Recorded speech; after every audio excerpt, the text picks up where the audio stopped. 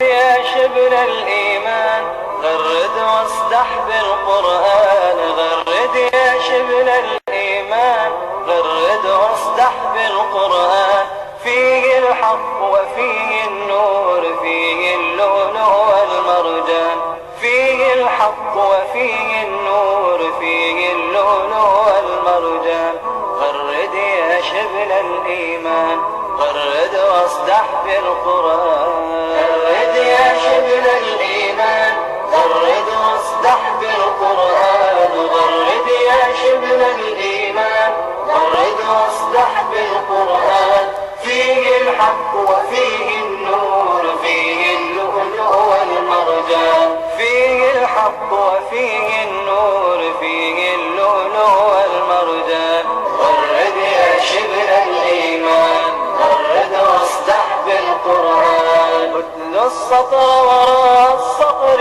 فالقرآن ربيع العمر، اتل السطر وراء السطر فالقرآن ربيع العمر، والقرآن شفاء الصدر فيه الرحمة والغفران، والقرآن شفاء الصدر فيه الرحمة والغفران. سيدنا محمد وعلى آله وصحبه وسلم تسليما كثيرا كبيرا. سورة عاويتان دول استاجدون إن شاء الله وحي إلهي إنه فضيه، وسورة آدو عجيبا مقعدا وحلي هذا الرحمن، ومقعي الله سبحانه وتعالى مقعي كم ذويه سورة آدو عجيبا وهي الرحمن سورة آدو عجيبا وهي الرحمن. سورة وحي كسو دكتي مقالة مكة سيدا أيليهين حسن البصري، عروة بن زبير، عكرمة، إيا عطاء، جابر بن عبد الله، هل كاسي كسو دكتي بيليهين عبد الله بن عباس وحو ليهي وحي كسو دكتي يدنا مكة إلا آيات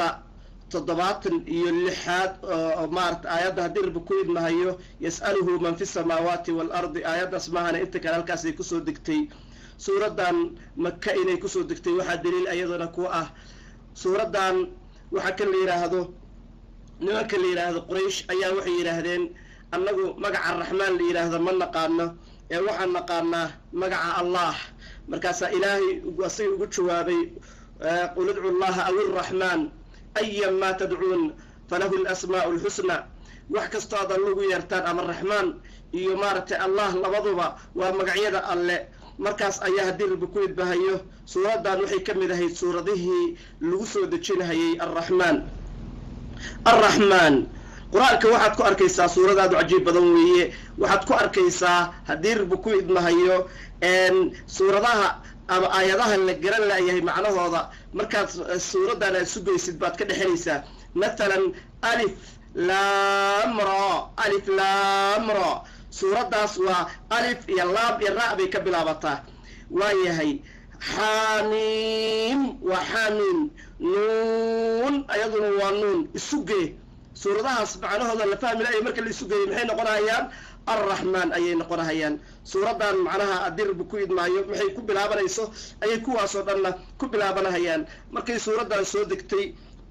saxaabadii rasuulka ayaa shir iskugu timid. waxaa la yidhi nin suuradan xifdisan oo sawt macaan oo qaylo dheer oo geesi ah ayaan u baahannahay, sababtoo quraysh weli qowlka alla subxaanahu wa tacaala ma aysan maqlinin. yaa u tagahaya quraysh oo hadalkan ama suuradan maqashiinahaya? cabdullaahi bni mascuud wuxuu ahaa nin tabar yar, qabiil weynna aanan ka dhalanin. markaasuu gacanta taagay wuxuu yidhi aniga. markaasay yidhahdeen cabdullaahi bni mascuudow adiga laguma rabo, adigu waxaa tahay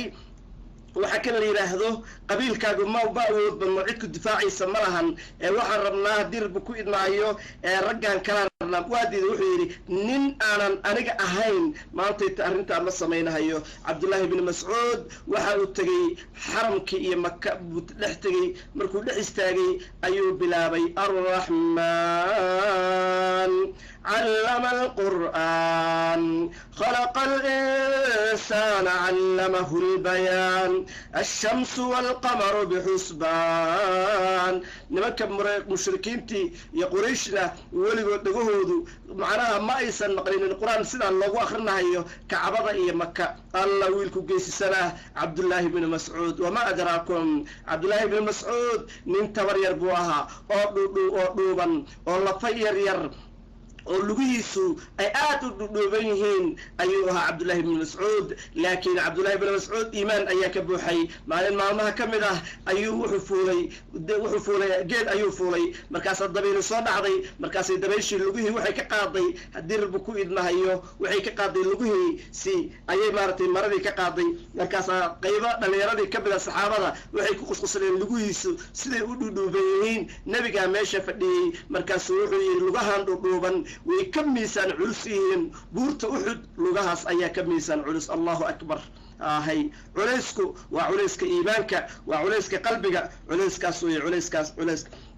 marka ay maqleen ayay ku soo dhaqaaqeen maaragtay nimankii Quraysheed Abdullah ibn Mas'ud markaas mid ul ku dhuftaa markaas mid baax ku dhuftaa markaas mid ku dhuftaa markaas dhulka ku dhacay oo maaragtay dhig meel kasta ka yimid ilaa uu miyir daboolmay oo aqligiisii uu tagay dhulka ayuu ku dhacay asagoo suuradii akhrinahaya fabi ayyi alaa'i rabbikuma tukadhiban asagoo akhrinahaya ayuu maaragtay dhulka ku dhacay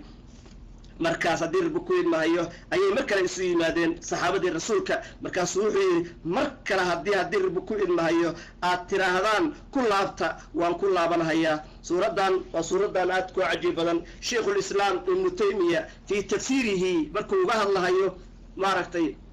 suuradan markuu uga hadlahayo mutashaabihaadka quraanka soo laabashada fabi ayyi aalaa'i rabbikuma tukadiban waxa uu leeyahay waxay soo laabataa 31 jeer ayay suuradan ku soo laabataa hadii rab ku idmahayo fabi ayyi aalaa'i rabbikuma tukadiban bal Sheikhul Islam si fiican u dhageysta wuxuu leeyahay 8 jeer fabi ayyi aalaa'i rabbikuma tukadiban waxa la soo celinayaa aayadaha ajaa'ibta maaragtay iyo khalqiga Allah subhanahu wa ta'ala iyo sidoo u sameeyay iyo sidoo u bilaabay iyo sidoo u soo celinayo ayaa 8 aayadood ka gada 8 jeer ka galadal ayaa la marinayaa 8 jeer baa laga marsiinaya markastoo aayad la xuso ilaahay abuurkiisa iyo khalqigiisa iyo soo celinta fabi ayyi aalaa'i baa lagu xujinayaa halkaas waa 8 wuxuu leeyahay haddana waxa la bilaabayaa oo ilaahay bilaabayaa aayadaha cadaabka iyo ciqaabka ayuu bilaabayaa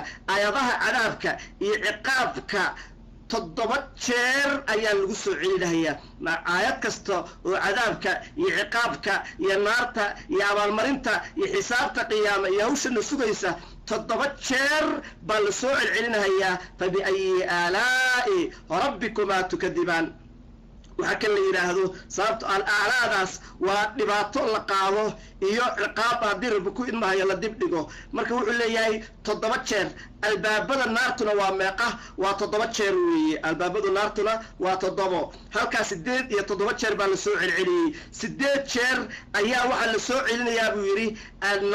maaragtay jannada ayaa laga sheekeynayaa oo 8 marka jannada laga sheekeynayo 8 jeer ba ilaahay wuxuu soo celinayaa fabi ayyi aalaa'i rabbikuma tukadiban sheekhu wuxuu ka hadlayaa xigmadda ku jirta aayadahan la soo celcelinaya ayuu Sheikhul Islam Ibn Taymiyyah rabaa inuu maaragtay uu nafahansiiyo sababtoo ilaahay wax iskama soo celcelinayo 8 jeer ayaa waxa la soo celcelinayaa aayadaha hadii rab ku idmahayo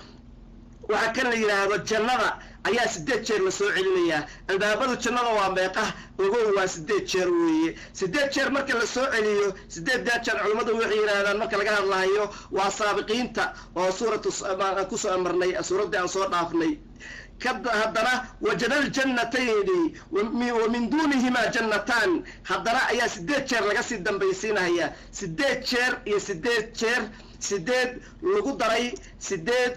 daray 7 albaabada naarta lagu daray 8 hore waa 31 gaas jeer weeye marka ay soo laabanaysaa tabi ayyi aalaa'i rabbikuma tukadiban wuxuu leeyahay qofkii 8 hore u shaqaysta oo amalkeeda la yimaada ayay u waajibtay 8 dambana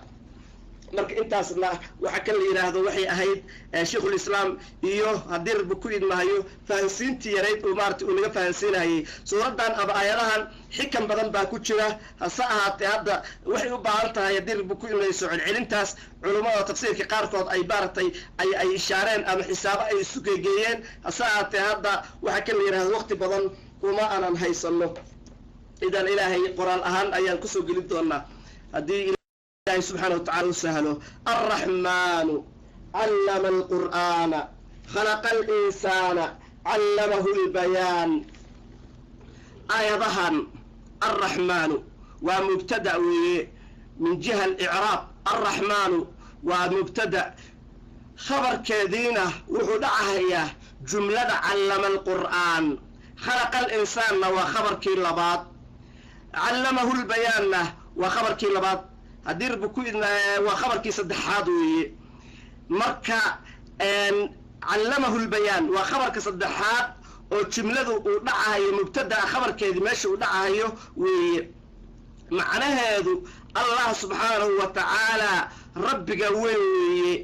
ilaahay asagaa isku magacaabay الرحمن والرب ربك صاحبك أوه نحريست واسعة وربك صاحبك أوه أو إسكاله رحمة يا نحريست مد جود يا مد جار أهانات با ورحمتي وسعت كل شيء إلهي سبحانه وتعالى وأصجله سورة المركة وحوار الله قدقي ونحريست الله يمجع الله سبحانه وتعالى الرحمن وانا مقعيده ونكسن وددك بعرورة الله بحيه وإلهي وقلت عليها مقعيده ومقعيده سوي في عن الرحمن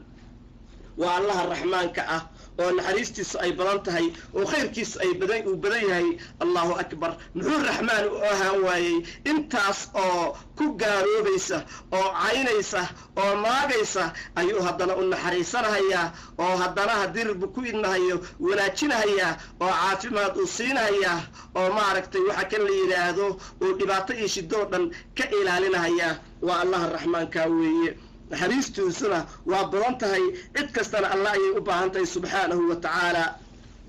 علم والله بري ماركتي النبي عليه الصلاة والسلام يددكبا القرآن قرآنك إلهي سبحانه وتعالى فلقيسا أي كمتهي كتاب كاس قرآنك واسكوينا ذي إن قلبي بأنكو قاضينه العجيب بضناه العجيب بضناه ورحمة إلهي سبحانه وتعالى متشغل كتبتي هوري أمارك عيد حفدسة وقلبك كقاعدة ما أيسن جرينين لكن وحي كمتهي نحريست الله كتاب كاس انتاس اللي عرورتين حتى إنه حفدنيسو ومدو دبجرأة يمد لحجرأة يسدي جركة يتبنجركو إنه ماركتي حفدنا هيان بارتي ونحريست إلهي مرك إلهي سبحانه وتعالى قرآن كيسا برسديسا أيو النبي إنه أسهلي أننا إنه أسهلي كست أو خير للدورينا إلهي سبحانه وتعالى وأسهلي علم القرآن أي وحو بري القرآن كعدو دوره وأدومدي سكمد جبريل أيو بري أولا كو جبريل الله وحو بري النبي عليه الصلاة والسلام أيو كسو دتشيي قلب كصدحات نبي الصحابة دي أمدهن أيو نبري وانا كتاب كان هرتين نيالنا وبارة اللقد عربي كقرا إنا جعلناه قرآنا عربيا لعلكم تعقلون لعلكم تعقلون قرآن كان عجيب كبضا مضرها دير بكو إنه إنان كو عبر قاضنه إلهي سبحانه وتعالى وكسود الشيء جبريل كد من النبي أنه كسود الشيء نزل به الروح الأمين على قلبك لتكون من المنذرين بلسان عربي مبين قرآن كمركب برشديسو دور قيبود بواككو بيهي ماهن حفظيسا كليئة معنيهيسا تفسيركيسا إلا برطوه أيا سوغريسا وحكمد إن لغو رقمه وحكمد إن لغو تدبره أيا كمد انتصبو إن لو باهي ويا خلق الله وأبوري الإنسان إنسان كي أيو أبوري وبن آدم كي وابن آدم الضوي أبهن آدم إيوه caruurtiisi ayuu abuuray taasina waa nicmo iyo naxariis ilaahay uu noo galay sababtoo ah xilli ayaana soo martay dadku aysan jirinin hal ataa cala alinsaani xiinun min addahri lam yakun shay-an madkuura insaanka ama bini aadanka xilli ayaa soo martay aanan la sheegi jirinin oo aanan la xusi jirinin oo aanan jirinba xilligaas ayaa ku soo maray oo aadan waxba ahayn ilaahay subxaanahu wa tacaala adigoon qiimo lahayn ayuu maaragtay ku abuuray oo adduunka ku keenay adigoon jirinin ayuu adduunka ku keenay marka taasna waa naxariista ilaahay subxaanahu wa tacaala waa la soo celin doonaa oo mar kale ayaa maaragtay dib loo soo celin doonaa callamahu albayaan alla wuxuu baray albayaana caddayntii ayuu baray caddayntii iyo sidii wax loo caddaynahayay afkiibaad waxaad rabta maantayta ku sheeganaysaa gacantiibaad ku sheeganaysaa qalbigaaga waxa ku jira ayaad sheeganaysaa waxa kala yidhaahdo taasna waa naxariis ilaahay subxaanahu wa tacaala uu noo sameeyey weeye ka waran haddii dhalabada dhagood aad la-aan lahayd ama carabkaba uu ku jarnaan lahaa ama aadan hadli karinba ka waran haddaadan caqli lahayn ka waran haddaad xoolahan la mid tahay soo naxariis ilaahay ma ahan soo ilaahay subxaanahu wa tacaala nimco uuna siiyey ma ahan كل إله سبحانه وتعالى والنمعة والنسية oo u baahan in lagu shukriyo xaqiiqatanna waa nimcooyinka maantayto inaga maqan weeye waa nimcooyinka maantayta maaragta inaan ku tadaburno ay naga maqan tahay in badan dadku maantayto ma xasuusna carabka yarkaa oo dhaqdhaqaaqahaya oo waxaad rabta aad ku sheeganaysid carabkan dhaqdhaqaaqahaya oo sidii makiinadii oo kale ah oo ilaalinaya oo kaa ilaalinaya lafta iyo dhagaxa iyo waxa xun kulli kaa ilaalinaya oo waxaad rabtid aad ku sheeganaysid waa nimco ilaahay subxaanahu wa tacaala bayaanintii iyo kala dhigdhigidii iyo waxaad rabtay iyo waxaad u baahanayd kulli carabkaasaad ku sheeganaysaa soo nimco maahan inaan u baahan inaan ku shukrino soo walaalayaal ma ahan iyo dhigahan haddii rabbi ku idmayo haakada halmujarab waxaa xusuusin badan qolka waxaa nala jooga oo waqti badan ku dhumiya gabar ka mida walaalaha oo dhagaha ana waxba ka maqlinin oo runtii isla u joogto meeshaan usoo gasha in ilaahay uu arko ayadoo walaalaha la dhex fadhida oo khayrkii dhegaysanaysa si ilaahay intaas ugu naxariisto laakiin haddana waxa kala yidhaahdo waxaan sheegayna waxba kama oga oo wax badan inaysan kala soconin baa suuragal ah walaalayaal marka ilaahay nimcadan uuna siiyey oo hadalka iyo maqalka ah ummad badan baanan haysanin waxay u baahan tahay shukrin bay u baahan tahay carabka noocaas ah nabiga calayhi salaatu wasalaam waxa uu dardaarmay carabkaagu yuusan ka suulin inuu ka qoyan yahay dikriga alla subxaanahu wa tacaala yuusan ka suulin inuu ka qoyan yahay dikriga alla subxaanahu wa tacaala dardaarankii nebiga ayay ka mid tahay oo mar kasta qofka islaamka ah inuu yidhaahdo subxaana allah walxamdu lilah wallahu akbar walaa ilaaha ila allah arrin loo baahan yahay weeye sababtoo ah nabiyullaahi ibraahim waa asagii lahaa jannadu waa meeshaas bannaan qofku waxa uu ku dhisanahayo oo geedaha uu ka beeranahayo waxa weeye waa dikriga alla subxaanahu wa tacaala haddaba walaalayaal maadaama nimco alle ay tahay subxaanahu wa tacaala uuna siiyey waa inaan ku shukrino tasbiixda iyo dikrigana aan ku badinno laqwigana aan ka ilaalino iyo waxyaabaha dunuubta ah sababtoo waxa ugu badan oo naarta lagu galo oo laysku cadaabahayo waa carabka weeye salawaatullaahi wasalaamuhu calayhina waa asagii lahaa yaa ii damaana qaadahaya waxa u dhexeeya lugihiisa iyo labadiisa bashibooda afkiisa maaragtay carabkiisa ah inuu ilaaliyo oo aan u ballanqaada janno qofku markuu carabkiisa ilaaliyo oo dikriga ilaahay uu ku badiyo waa uu badbaadahayaa waana waxa lagu galo maaragtay naarta lagu galo weeye sidaasoo kale nebigu labadii gabdhood oo yidhi midna jannaday ku jirtaa midna naarta midda jannada gashay hadda khayr badan bay la timid laakiin carabkeedaysan ilaalinin oo dariska iyo dhibaatada aysan ka ilaalinin midii kalena carabkeeday ilaalisay marka carabkan iyo bayaanintan uu ilaahay uuna siiyey waa arrin u baahan inaan ilaahay subxaanahu wa tacaala uga shukrino oo maaragtay nimcadan uu ilaahay subxaanahu wa tacaala uuna siiyey nimcooyinka uu ilaahayna siiyey waxaa ka mid ah qoraxda iyo dayaxa ashamsu qoraxda iyo walqamaru dayuxu bixusbaanin xisaab ayay maaragtay ku socdaan وأرن آدو عجيب بدن محال وحكو حساب صن لهين هدي وحكا اللي يلاهدو قرحدو أيسن دعينين همين يضيح أيسن إيمانين محال وحكو كلا قرن لهين كورما هدي ربكو إن لهايو لواي لها بس إذا صوكلا قرح لواي لها وهمين أيسكن نقول لها سرمدا إلى يوم القيامة من إله غير الله يا إذين كان لها ربك إذين كان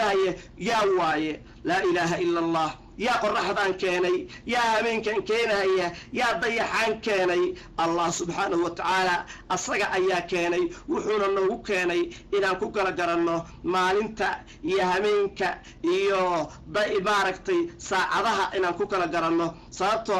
qofku ma garanayo intuu jiro haddaysan habeen iyo maalin iyo dayax iyo qorraxdu aysan jirinin intaa jirtid ma garanaysid salaadaha waqtigeedii ma la garanayo gabadha haddii rabbi ku ilaahayo caadada qabta tirsigii baa ka dhumi lahayd midda la furay isaasoo kale maalmaha tirsanaysa tirsigii baa ka dhumi lahaa waa jahwareer badan ayaa maaragtay dhici lahaa marka ونمعو إلهي سبحانه وتعالى ونسيي أود ربنا بالله عليكم سؤال باردين ويدينا هي ولي قرحضو أو مالين لوايا ما أدركتي طيحة أو مالين لوايا ما أدركتي أيضا الدب حلي وذي كبت الدعي ما أدركتي ما أركيسد إلهي أوديسا أي إسكاق الصعودان أو همين إيا مالين با أي سلاس ما أدركتي اسكت نافهيان أو واللوايا لما يقانو ودب دعين لما يقانو سلاس أي أردهيان أي عمري جينونا وأسعودا oo maalinba qofka anaga naga mid ah loo qabanaya والنجم ضيحا والنجم حدقها والشجر يجيده يسجدان ألا أي سجودان والنجم تفسير ككلا وعبد الله بن عباس وحاو كفسرها يا والنجم والشجر لبضب وحاو ليه وجيدها والنجم وحل هذا جيدها أنا حدك يجرد كلاهين أو يريرك والشجر وحل هذا جيدها واوين أو حدد كله أي اللي هذا لما تفسير با سداس أي معركة أجران مركا وحكى هذا الشيخ محمد أمين الشنقيطي maaragtay markuu ka hadlahayo waxa uu keenayaa aayado badan oo quraanka kamid ah oo uu leeyahay waxa weeye wanajmu waxa loo jeedo waxa weeye quraan bil quraan asoo ku fasirahaya waxa loo jeedo waxa weeye waa geedaha ayaa loo jeedaa hadii waxa loo jeedaa waa xidigaha ayaa loo jeedaa marka walaalayaal arrintan waxay na baraysaa oo na tusinaysaa wanajmu والشجر يسجدان إلي ربي أسجودهيان أو ربي أي أتصبيحسنهيان أو ربي أي حسهيان أو ربي أي كنسهيان حمان يعيب أوطن كورم أنه أو إلهي أولا شرفي ولقد كرمنا بني آدم النبو إلهي أولا شرفي أو أولا هلاكيي أو أولا وراكيي سو إنا الحسن معهن جيدها الأركيسد يبرتاس الأركيسد يبورها كل إلهي بي التصبيح سنعيان سبحانه وتعالى جل جلاله لقرقا أتشوكتد دربيديسو إلهي بي حسهيان سبحانه وتعالى أو أي التصبيح سنعيان نبي عليه الصلاة والسلام وحاويري وحن قرانها بقح السلامة مركان أجمره نبي سلام يجري نبي السلام عليكم يا محمد سلام انت الصادر والنبي السلام يجري صلوات الله وسلامه عليه ما يرى ما كدغح بان غرنا يا ابو يري السلام يجري ودغح نبي سلامها يا صلوات الله وسلامه عليه جيد مالما كميده و ku qudbin jiray ayaa member loo dhisay islaan ayaa wiilkeedii tiri nabi allah member aan ku dhiso bal gabadhaas ka warramo يا من برا ما أنت تعالم كل السارية هي قبر خبرة ده كانتي قبلها إننا ما أنت توقواسا عروض دي وسودة في الأيهين يتشكدي أي سودة في الأيهينو نمص بها يستار قضي بوردية كهيان قبلها مسلمين توقواسا gabadhaas waxay soo beerisay oo caalamka ay ku soo siyaadisay manaabirta la korayo lagu qodbadaynayo gabadhaas ayaa keentay wiilkeedii bay tiri wiilkeygu waa najaar ka war hadii member lagu dhiso okay buu yiri nabigu memberkii ayay u dhistay nabiga awal geed buu isku tuurin jiray markaasuu geedkii ka soo tagay markaasaa geedkii oo bilaabay markuu qodbadii bilaabay in alhamdulillah markuu salawaatullaahi wa salaamuhu calayhi uu qodbadii bilaabay ayaa geedkii ooyay waba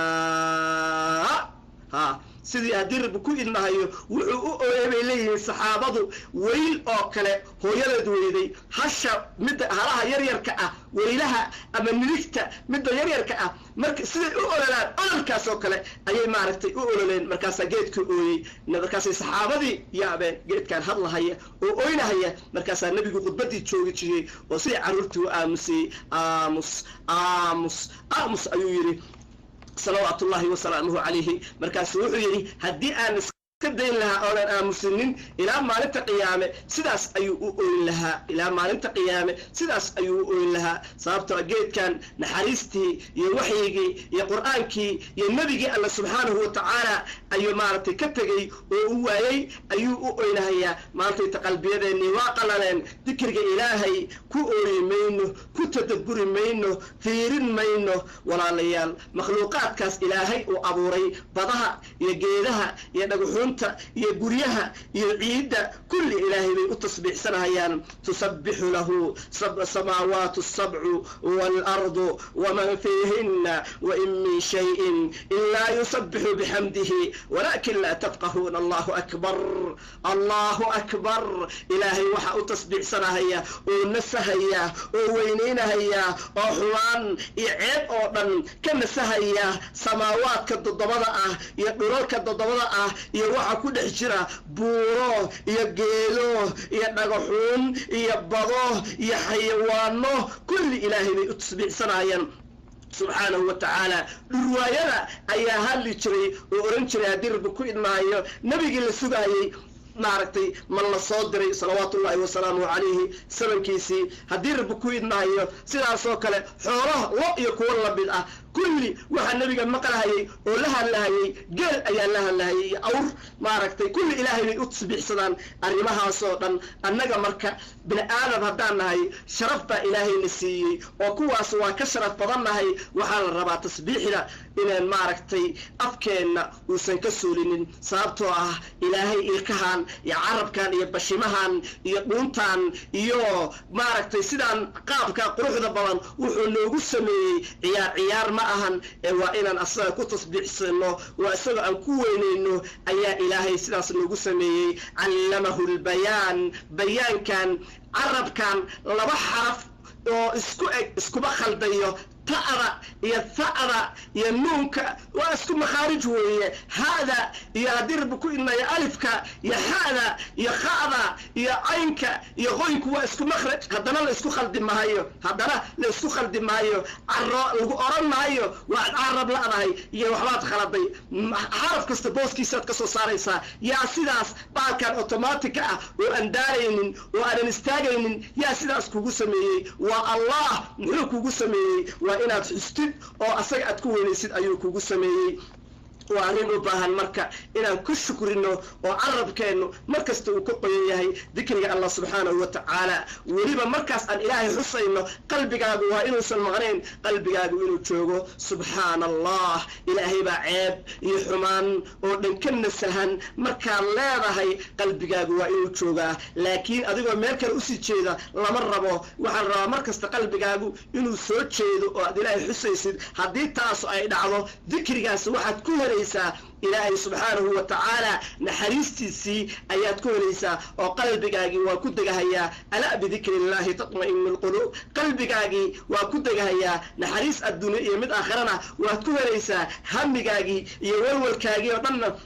ilaahay waa kaa qaadahaya gabar ka mid ahay maaragtay magaalada riyaad deganayd 6 caruur haystay odagii baa ka dhintay gurigii baa laga saaray ayaamo kadib gurigii baa laga saaray caruurtii iskoolkii baa laga soo ceyriyey fakhri iyo dhibaato badan baa qabsatay 6 caruur agoon ah shaqo iyo waxay taqaanay ma jirin xaaladii baa ku adkaatay idaacaday maalintii dambe furtay markaasay waxay maqashay sheekh maaragtay muxaadaro wada oo leh qofkii laazima oo carabkiisa ku badiya xuska iyo dikriga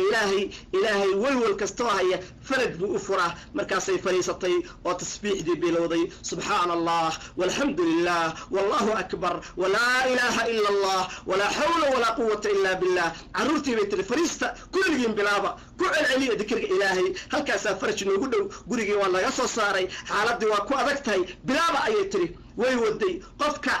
waa lagu imtixaamaya waxaan run inay ka tahay in kale. bishii koowaad bay waday, midii labaad bay waday, midii saddexaad bay waday, afaraad iyo shanaad bay waday, lixaad bay waday. annagu maantayto haddii intaan maqalno maantayta aan berita waaba la ilaawahayaaba waraadheeru kalaan waxaa kala yidhahda sabir ma jiro. waa ku sabirtay 6 bilood markay ka soo wareegtay ayaa waxaa la soo xiriiray warqad ayaa maaragtay lala soo xiriiray waxa la warqadda halkaa kuu taalla. warqaddii bay raadsatay. waxaa la yidhi show 2 sano ka hor odagoo noolaa buu wuxuu xareeyey qandaraas inuu asagu qaadanahayo dhismayaasha ah. shirkad yara waxbuu iska xareeyey oo inuu qandaraas qaadanaya. markaasaa la yidhi waxaad ku guulaysatay mashruuc 40 milyan oo dollar ah. qandaraaskiis baad ku guulaysateen. odagii baa ku guulaystay. meeya odagii waa dhintay. carruurtiisa iyo reerka xaq ula baa la yidhi. gabadhii baa qandaraaskii hawshii qaadatay. maantayto wakaas nimco masaajid bay dhistay, madaaris bay dhistay, ilaahay waa u kala furay. allahu akbar. dikriga ilaahay subxaanahu wa tacaala baa waxaasoo dhan lagu helaa. carabkan iyo xikmaddan uu ilaahayna siiyey waxaa la rabaa in lagu shukriyo oo ilaahay subxaanahu wa tacaala lagu tasxiiso mar kasta ayaa la rabaa. haddii anagu aan diinno ilaahay dan nagama lahan. ilaahay subxaanahu wa tacaala cid kasta ayaa u tasbiixsata. wa in min shayin ilaa yusabixu bixamdih. inaad ilaahay xustid oo aad u tukatid oo istikfaarta aad dalbatid oo subxaana allah iyo laa ilaaha ila allah aad badisid adigay faa'iida kugu jirtaa. adigay faa'iide ku tahay aakhiradaada iyo mustaqbalkaaga iyo adduunkaaga iyo carruurtaada ayay maaragtay faa'iide u tahay. bal ilaahay carruurtaadu kuugu ilaalinahaya markaad qur-aanka aad badisid iyo dikriga ilaahay carruurtu kaaga ilaalinahayaa. gaalada iyo shayaadiinta iyo xumaan wadayaasha ayuu kaaga ilaalinahayaa. saciid binu jubayr salaada ayuu aad u badin jiray iyo istikfaarta iyo tasbiixda. markaasaa la yidhi saciidow aad baad u dadaalaysaa arrintan. markaasuu yidhi midkaan yarka ah sababtiisaan u samaynahaya. wiilkiisii yaraa ayuu gacanta ku fiiqay oo wuxuu yidhi midkaan sababtiisa inuu hagaago ayaan u samaynaynaa. maantayto hooyooyin badan iyo aabbayaal badan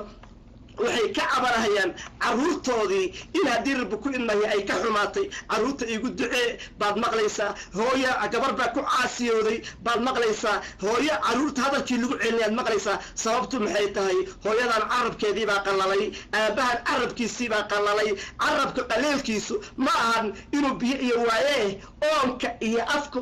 qaleelkiisu waa inuu ka qalalo dikriga ilaahay subxaanahu wa tacaala. sidaas ayaa qofku markay naftu ka baxayso baa waxaa la leeyahay war ashahaado laa ilaaha ila allah dheh ayaa la leeyahay. laakiin carabkiisu ma baranin oo ma cawadinin laa ilaaha ila allah laa xawla walaa quwata ila billahi alcaliy alcadiim. carabku wixii uu badiyo oo uu cawado ayaa u fududaanaysa. nin baa naftu ka dhacay sida ibnu qayim uu soo rarahayo iyo qurtubi kitaabkiisa tadkiratulmowt uu ku soo rarahayo. dad badan war laa ilaaha ila allah dheh baa la leeyahay. culamada waxay soo rarahayaan qayb inay leeyihiin haddii rabbi ku idmaayo war suuqii alaabti war laa ilaaha ila allah dheh. xoolihii mid kale leeyahay war laa ilaaha ila allah dheh. mid kale tantanan mustikadiibu tumahaya. u fiirso carabku wuxuu cawado ayuu haddii rabbi ku idmahayaa maaragtay mar kasta uu oranahayaa. waxaan xasuustaa aniga aabbahay allah u naxariisto wuxuu oran jiray markuu dhimanahayay inanaan kari waayin, inanaan ka habaabin, inanaan ka suwaayin kariim allahu laa ilaaha ila allah. gabaygaas ayuu tirin jiray ilaahay subxaanahu wa tacaala. macnaha inuusan ilaawin waa dikriga ilaahay subxaanahu wa tacaala. waan xasuustaa habeenkii u dambeeyey ilaahay subxaanahu wa tacaala siduu u waafajiyey. macnaha aan ka soo wado waxa weeye inaad mar kasta ama ku gabay ama ku baraanbur qalbigaaga inaad ku xirtid ilaahay iyo dikriga ilaahay subxaanahu wa tacaala. markii aad badisid arrintaasi oo sidaas ay u dhacdo ilaahay waa kuu sahlaya subxaanahu wa tacaala. oo markaad dhimanaysid ayaa kelmadan lagu sahlayaa. sababtoo carabkaagii baa bartay, sababtoo carabkaagii baa cawaday. waa inaan carabkeenna iyo qalbiyadeenna walaalayaal ku noolayno dikriga ilaahay subxaanahu wa tacaala. sababtoo xusku iyo tasbiixdu iyo dikriga ile qalbiga ayay nuuriyaan, way nadiifiyaan, dembiyada ayay ka dhaqaan, ilaahay bay raalli gareeyaan. kalimataani khafiifataani cala lisaani xabiibataani cinda araxmaani thaqiilataani fi lmiisaan. allahu akbar. waa laba kelmadood oo qiimo badan oo alla agtiisa laga jecel yahay oo miisaanka ku culus oo waxa kala yiraahdo miisaanka way cuslaynayaan ilaahay agtiisana waa laga jecel yahay walaalayaal carabkana waa u fududahay maxay maanta dhan ka dhimaysa adaa tiraahdo subhanallahi wa bihamdihi subhanallahi alazim la ilaha illa allah waxa ka dhimayso maanta dhan maaragtay iskaga dheh sababtoo ah maalinta qiyaame oo la qotan yahay oo la ooman yahay oo la wareersan yahay ayay ku anfacaysaa oo maaragtay ku badbaadinaysaa labadaas kalmadood iyo waxa la midka ah kala walaalayaal maantayto qof kasta inuu wanaagsanaado ayuu rabaa laakiin maaragtay wanaagii qofkii ma helayo xumaantii baa ka tambadinaysa sababtoo qalbigii baa jiran qalbigana waxa lagu nooleeyo waa xuska alle ayaa lagu nooleeyaa qalbiga hadduu fiicnaado gacanta way fiicnaan ishuna way fiicnaan dhegtuna waa fiicnaanaysa walaalayaal arrintaas sidaas ha loogu dadaalo ولكن لا تفقهون تسبيحهم لكن تسبيح دوضا ما فهميسان جيد كان يقريغان يتلاقدان يدرموسكان يسريرتان يتقحان يعيدان ويتسبيح سنهيان لكن تسبيح دوضا ما فهميسان إلهي بين أسجودها هيان ضمان ألم تر أن الله يسجد له من في السماوات ومن في الأرض والشمس والقمر والنجوم والجبال والشجر والدواب وكثير من الناس الله أكبر كل ذلك إلهي بي أسجود سيدي سبحانه وتعالى إلهي بي أسجودان سماواتك يدرلك يقرها يحدقها يضيعها يبورها يجيلها يحيوانها يإن بدر وضك كمله إلهي بيتصبيح سرهيان سبحانه وتعالى إلهي أمبهنا تصبيح لنا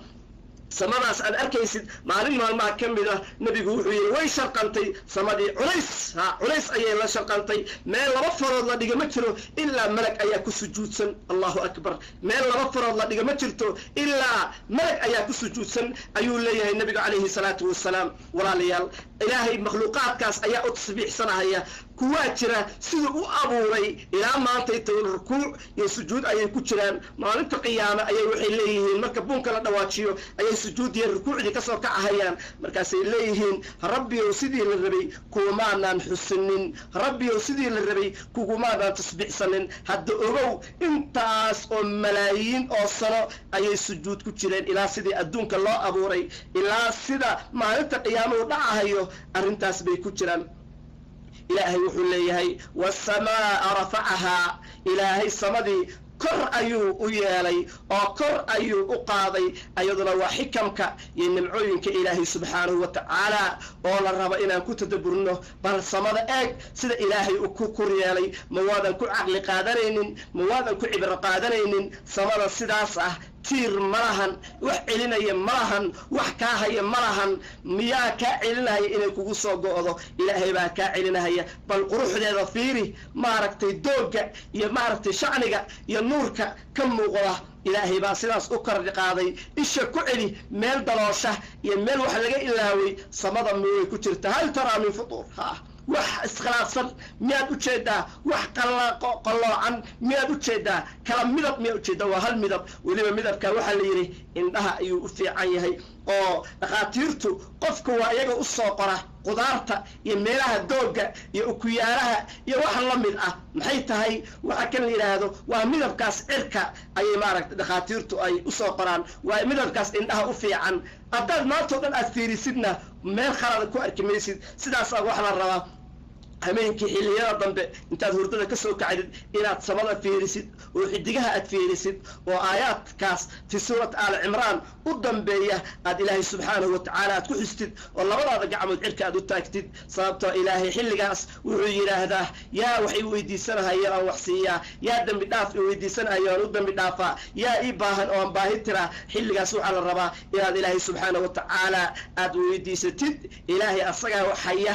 awoodaada iyo xoogaaga waxba kuma keeni kartid ilaa ilaahay inuu wax kuu sahla ma ahane wax kasta biyadihi lmalakuut cid gacantiisa ayay ku jiraan wallaahi inaadan koob biyaa xoog kusoo dhacsan karinin inuu ilaahay kuu qoraa ma ahane guur iyo nolol iyo gabarna aadan heli karinin inuu ilaahay kuu sahla ma ahane subxaanahu wa tacaala hadda rabbigaas in la isku xiro xilligaas ayaa la rabaa hameenkii ay tahay oo lagu tadabburo aayaadka ilaahay subxaanahu wa tacaala nabiguna wuxuu yidhi hoog baa u sugnaaday qof aayaadkaas akhriyey oo aanan maaragtay aanan ku tadaburinin aayaadkaas samada iyo ka hadlahaya makhluuqaadka ilaahay subxaanahu watacaala in lagu cibro qaato ayaa la rabaa. bal siduu geela u abuuray arag, bal siduu lo-da u abuuray arag, bal siduu bini aadamkana u abuuray arag. billah calaykum, labadaada gacmood miyay kala dheer yihiin? dadka adduunka jooga oo dhan fiiri, bal qof laba lugood kala dheer yihiin ama labada gacmood ay kala dheer yihiin miyaad aragtay? maya wallahi waa siman yihiin, labada gacmood waa siman yihiin, waa isku cabir. labada lugood waa isku cabir, labada indhood waa isku cabir, labada dhagood waa isku cabir. cajiib badana ilaahay subxaanahu watacaala abuurkiisu. waxaasoo inaan ku cibro qaadano ayaa la rabaa oo ilaahay subxaanahu watacaala jala jalaaluhu uga xamdi noqno oo aan dhahno ilaahay subxaanahu watacaala waa kugu mahaddaa. wasamaa, samada ayuu maaragtay ilaahay subxaanahu watacaala rafacahaa kor yeelay, wa wadaca alla waa dejiyey almiisaana, miisaankii ayuu alla dejiyey subxaanahu watacaala. miisaankan waa cadliga ayuu leeyahay sheikhu lcuthaymiin asagoo keenahaya walaqad arsalnaa rusulanaa bilbayinaati waanzalnaa macahum alkitaaba walmiisaana. asagoo arrintaa keenahaya waxa uu leeyahay waa cadaaladda qofka muslimka ah cadaaladda laga rabo, sababtoo ilaahay cadaaladii buu soo dejiyey si ay dadka ugu istaagaan, cadaaladda ay ugu istaagaan. carruurtaada inaad u cadaalad samaysid baa la rabaa, inaad carruurtaada midna aad wax u gadid midna aad shib ka dhahdid sax maahan. dariskaaga inaad u cadaalad samaysid, walaalaha inaad u cadaalad samaysid, xaasaskaaga inaad u cadaalad samaysid, ehelkaaga inaad u cadaalad samaysid, islaamka inaad u cadaalad samaysid. maantaytana arrintaasi haddii soomaali aan nahay waa ay baaba'day, ilaa ciduu ilaahay u naxariista ma ahane. qof kasta kooxdiisa ayuu u tacasubahayaa, qabiilkiisa iyo reerkiisa u tacasubahayaa. qof qabiilkiisa ah haddii laba qabiilkiisa iyo qabiil kale ay isqabtaan, walaalayaal in badanoo annaga naga mida qabiilkeena la taageerahaya. reerkayga waad aragteen hadda waxa ka dhacahaya soomaali dhexdeeda iyo qolalka markaad geshid sida qabyaalada iyo xumaanta loo taageerahayo. qabiil kale iyo ummad kalea la dulminahaya. war dulmi baad ku jirtaa, qof oranaya arki maysid. dulmi baad ku jirtaa, cid oranaysa arki maysid. bal lacag iyo dhaqaalaa lagu taageerahaya. qof kasta in adeerkiis bu in adeerkay musharax baad maqlaysaa, in adeerkay baa musharaxa iyo kana maaragtay haddii rba ku idmahayo kaasa iyo dawladdii baa nala ka qadeeyey. cadaaladii maantayta waa dhuntay, arrin khatarteeda ahlana weeye. sidaasoo kale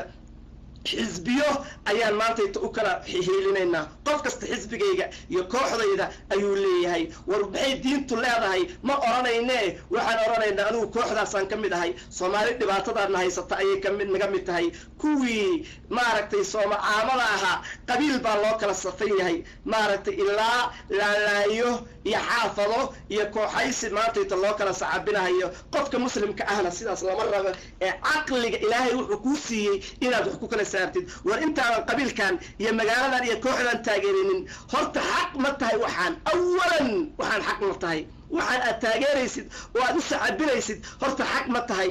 in adeerkay maantayto haddii nabadoonka in adeerkaa ah ama siyaasiga in adeerka maantayto wax laga sheego balaaya dhacaysa. xanafi muxuu ka rabaa in adeerkay? qabiilkeenna muxuu ka rabaa? wakaas balaaya dhacaysa. waxaa laga yaabaa inaan loo jiroonoconin diinta ilaahay oo meel looga dhacaayo. xumaanta iyo heesaha meelaha laga taagan yahay qofkaasi inuusan u jiroonocoon baa laga yaabaa. soo dullinimo ma ahan, soo dibdhac ma ahan, soo maaragtay dhibaatona haysata ma ahan. sidaas oo kale qolyaheenna wadaadada ah yaanaan shacabka keliya haysane khaladka waan ku jirnaa. intaasoo kooxood baan samaysanay. kooxdan magac hebel baa la yidhaahdaa, kooxdaanna magac hebel baa la yidhaahdaa. qof kasta koox buu taageersan yahay. koox kasta koonu kuwaasaa la midahay, maya kuwaasaa fiican, maya kuwaasaa fiican. aaway kitaabkii, aaway qur'aankii, aaway sunnadii, aaway manhajkii salafu saalix, aaway meeshii la rabay in loo tacasubo. walaalayaal qofka muslimka ah waxaa la rabaa cadaalad inuu ku dhisan oo u tacasubo oo u hiiliyo kitaabka ilaahay iyo sunnada nebiga calayhi salaatu wasalaam. fahamkii iyo siday u fahmeen salafu saalix. salafu saalix waxaa la yidhaahdaa waa saxaabadii rasuulka iyo taabiciintii uu nebigu yidhi khayru lquruuni qarni uma aladiina yaluunahum uma aladiina yaluunahum. weligaa durbaankaaga ha u qaadin qabiil iyo koox iyo reer iyo dad gooni ah ha u qaadin, durbaankaaga waa inaad u garaacdaa kitaabka iyo sunnada nabiga calayhi salaatu wasalaam cid kaleo aad taqaanid ma jiro caqliga saliimkaa waa kaas sababtoo ah rabbi asagaa ku leh asagaa ku abuurtay inaad asaga durbaanka u tuntid nabigiisa ilaahay baa kugu amray subxaanahu wa tacaala inaad raacdid kaas baa la rabaa laakiin inaad koox hebel iyo maaragtay qabiil hebel xaasha lilah arrin saxa ma ahan waxaa la rabaa nebiga inaan adeecno oo cadaaladda koobaad oo nalaka rabo waa midaas weeye cadaaladda koobaad oo nalaka rabo waa cadaaladda alle ilaahay asagaa na abuurtay asagaa iska keen leh sidaasaa ilaahay wuxuu ugu tilmaamay gaaladu inay yihiin dhaalimiin waalkaafiruuna hum adhaalimuun gaalada dhaalimiin baa ilaahay ku tilmaamay sababtoo ah rabbigii abuurtay oo iska lahaa ayay u diideen cibaadadii sidaasaa nebigu wuxuu yidhi calayhi salaatu wasalaam dulmiga midkiisa ugu badan ugu weyn waxa weeye inaad ilaahay u samaysay mid aad la samaysid oo cid kale aad la caabudid waa dulmiga midka ugu weyn weeye waa cadaalad darro midka ugu weyn weeye waxaa la rabaa ilaahay in cibaadada loo baraxtiro oo loo baraxtiro jacaylka alla subxaanahu wa tacaala baa la rabaa in badanoo dhallinyaradeenna ka midana maantayto waxay ka bixilaayihiin gaalo inay jecel yihiin kubado kuwa ciyaara waxaad arkaysaa kuwo u oynahaya kubadihii iyo kooxihii habeenkaasoo dhan waxaa loo soo jeedaa ciyaarihii adduunka aan sugahayaa iyo fiinaalkii weeye habeenkaasoo dhan sacab baa lagu jiraa salaadii subax markay soo dhowdahayna waa laga seexanahayaa ma taasaa cadaalad ah ma taasaa islaamnimo ah sax maahan kuwo kale maantao dhan wuxuu leeyahay gabar hebeley waa kuu dhimanahayaa iyo wiil hebel waa kuu dhimanahayaa jacaylkii ilaahayna lahaa ayaa meel kale la mariyey taasina arrin cadaalad ah ma ahan marka walaalayaal cadaaladda alle aan oogno cadaaladda nebiga aan oogno cadaaladda muslimiinta dhexdooda aan kula dhaqmayna aan oogno cadaaladda carruurteenna aan oogno cadaaladda dariskeenna aan oogno cadaalad qofka muslimkaa saasaa la rabaa in maaragtay uu noqdo oo uu noqdo qof cadaali ah ilaahay wuxuu leeyahay subxaanahu wa tacaala waxa weeye waxaan u soo dejinay wasniga iyo cadaaladda in haddii rabbi ku idnahayo dhexdiina aad maaragtay aad cadaalad isku xukuntaan allaa tadqow iyo inaynaan quuqinin oo ku xadgudbinin fil miisaani miisaanka iyo cadaaladda alleh inaan lagu xadgudbinin miisaankana waa noqon karaa iyo midkaan wax ku beegano iyo dadka inaadan khiyaaminin laakiin cadaaladdaas ayuu maaragtay dooranahayaa sheikhu cuthaymiin wa aqiimuu toosiya alwasna miisaanka toosiya bilqisti si cadaalad ah cadaaladda u toosiya walaa tuksiruu hana khasaarinina walaa tuksiruu lmiisaana miisaankana ha khasaarinina oo ha dhiminina oo sidii ilaahay u amray u oofiya ama cadaaladda ha noqoto ama miisaanka iyo maaragtay kafad ahan ha noqoto waalarda nimcooyinkii ilaahay buu tirinahaya subxaanahu wa tacaala waalarda dhulkii wadacahaa wuxuu dhigay oo dejiyey ilaahay subxaanahu wa tacaala lilanaami khalqigii iyo bini aadamkii iyo makhluuqaadkii ayaa ilaahay subxaanahu wa tacaala insigiibaa ka mid ah jinnigiibaa ka mid ah malaa'igtiibaa ka mid ah bini aadamkiibaa ka mid ah kulli ilaahay subxaanahu wa tacaala adduunkan ayuu na wada dejiyey insigii iyo jinnigiiba waa wada degan yihiin sidaasoo kale malaa'igtiiba maaragtay qayb ka mid ah ayaa dhulkii soo degaysa samadiibay ka soo degahayaan dhulkiibay nooga imaanahayaan sida maaragtay labada melag oo maaragtay labada dhinac naga kala saaran bidig iyo bidix kala fadhiya waa xag dhulkay nala joogaan malaa'igta ku ilaalinaysa oo habeenkii iyo maalintii isbedelaysa maaragtay dhulkiibay nala joogaan kuwa soo degahaya oo habeenka laytulqadarka soo dega ama maaragtay marar kale soo dejiye amar alle dhulkii bay nala joogaan kulli ilaahay subxaanahu wa tacaala dhulkii ayuu na wada dejiyey khayraadkiisiibuu na siiyey nimcooyinkiisiibuu na siiyey kalluunkiisii iyo betroolkiisii iyo beerihiisii iyo xoolihiisii ayaan maaragtay isticmaalaynaa oo maaragtay aan ka faa'iidaysanaynaa midaasna waa nimco kale oo ilaahay subxaanahu wa tacaala uuna siiyey dhulkii marka ilaahay waxaa yeelay buu leeyahay fiihaa dhulka dhexdiisii ay fil ardi waxaa yeelnay faakihatun thamaraat ayaan yeelnay aada cuntaan canabkii iyo rumaankii iyo tufaaxii iyo burtuqaalkii iyo mooskii iyo cambihii iyo liintii iyo bambeelmadii kulli ilaahay subxaana wa tacaala annaga ayaa kuu samaynay buu leeyahay si aad maaragtay ugu awaad ugu yeelatid oo aad ugu noolaatid ayaan kuu soo saaray badarkaas iyo nimcadaas iyo khayrkaas oo dhan wannaklu iyo maaragtay timirtii daatul akmaami u saaxiibka ahayd gaalka saaxiibka u ahayd abaan maaragtay dhulkii yeelnay timirtaas ayaan maaragtay yeelnay timirtaas waxaa looga soo reebay kuwii kale